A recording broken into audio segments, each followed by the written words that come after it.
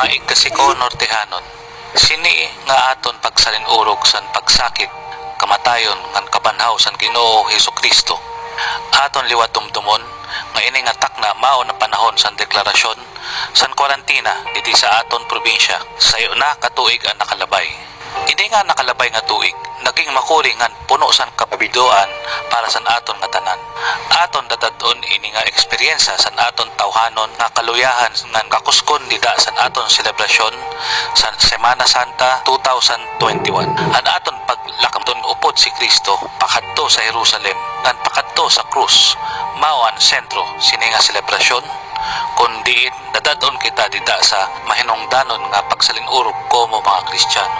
Bisan kung makuri utro ang aton ginaagihan, lauman ta nga ang Diyos yaon bag-o nga grasya, bag-o nga kinabuhi, ngan bag-o nga paglaom nga iginandam para sa aton nga tanan. Kaluuyang punta kita sang Ginoo.